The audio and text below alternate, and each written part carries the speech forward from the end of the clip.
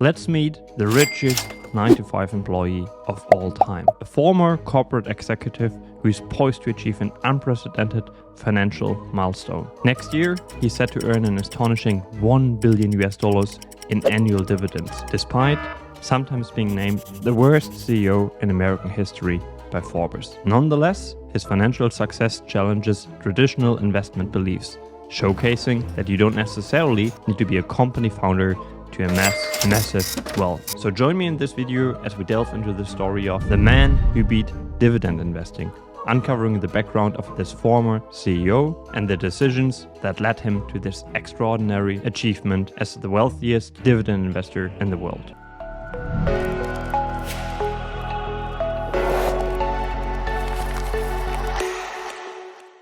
Alright, so the person we are going to talk about today is Steve Ballmer, former Microsoft CEO who has never founded a company himself, but the company he has helped grow has made him a multi-billionaire. According to the Bloomberg Billionaires Index, there are only 11 people in the world with a net worth of more than $100 billion. And all the people on the list, except for Ballmer, are founders. You've got Facebook founder Zuckerberg, Elon Musk, who founded multiple successful businesses, Amazon founder Jeff Bezos, and of course the founder of Microsoft himself, Bill Gates. So how did Ballmer end up on this prestigious list without ever having founded a company himself? Let me just give you a 1-minute background briefing here. Well, Steve Ballmer and Bill Gates were college classmates at Harvard, but took different paths after their college days. While Gates left to start his own business, Ballmer completed his education at Harvard and initially worked at Procter & Gamble.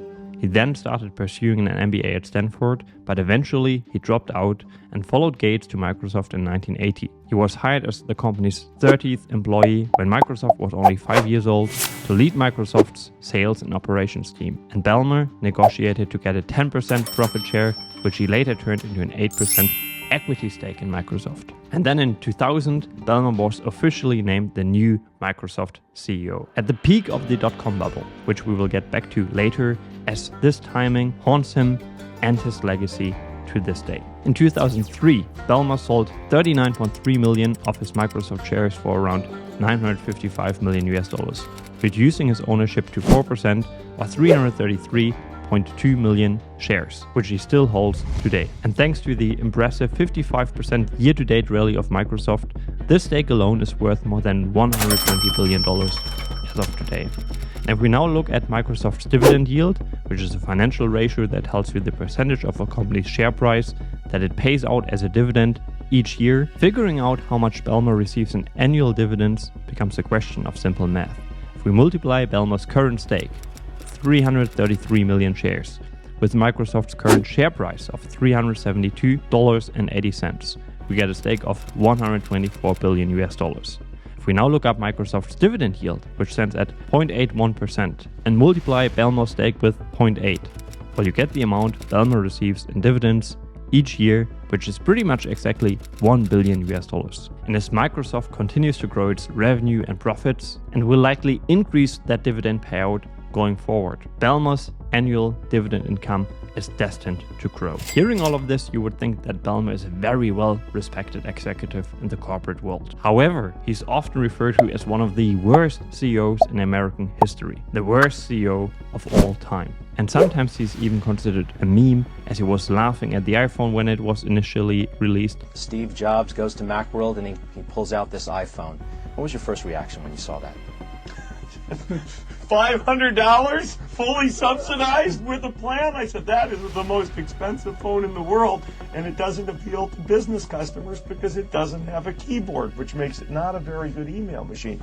And he was delivering also some very goofy moments on stage. It's a very good question, and it's got a very, very clear answer. The key to success is developers, developers, developers, developers, developers, developers, developers, developers, developers, developers, developers, developers, developers, developers. I would say that the perception that Ballmer was a bad CEO is primarily based on the fact that Microsoft's stock performed relatively poorly during Ballmer's leadership. The stock was basically flat over a 15-year period, generating an annual compound return of below 1% with dividends reinvested. His critics will also point to the Windows Vista debacle and the missed opportunities in tablets and smartphone markets. For example, Adam Hartung, a Forbes contributor, concluded in 2012, "Without a doubt, Mr. Ballmer is the worst CEO of a large, publicly traded American company today. Not only has he single-handedly steered Microsoft out of some of the fastest growing and most lucrative tech markets, mobile music, handsets and tablets, but in the process he sacrificed the growth and profits of not only his company, but ecosystem companies such as Dell, Hewlett-Packard and even Nokia. Microsoft is still the same company Mr. Ballmer took control over a decade ago. Microsoft is a PC company, nothing more, as demand for PCs shifts to mobile. And ironically, ever since Microsoft's current CEO, Satya Nadella, took over the CEO role in 2014, the stock of Microsoft has been soaring and compounded at a rate of 26.4% annually. But quite frankly, I don't think it's fair to call Ballmer the worst CEO in American history. And I would love to hear what you think of this, so please make sure to comment down below. I would argue that he started during the dot-com bubble with sky-high valuations that were detached from the company's fundamentals wasn't his fault. It's quite simple. Once you start buying companies at 15 times the revenue, you will oftentimes have a very hard time achieving satisfying long-term returns. As in many instances, multiple compression, so the fact that the multiple will come down over time will be a major headwind. In fact, under Ballmer's leadership, he quadrupled Microsoft's revenue, a compounded annual growth rate of around 10%, primarily based on the continued growth of Microsoft's core product, Microsoft Office, and the successful launch of new divisions like Xbox. He invested $300 million in Facebook in 2009, and Satya Nadella even highlighted that Ballmer helped build Microsoft's cloud division and gives him credit for pushing the company in that direction.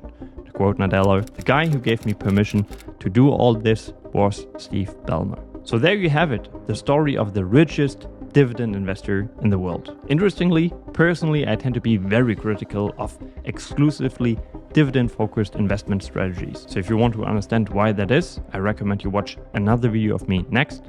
Take care.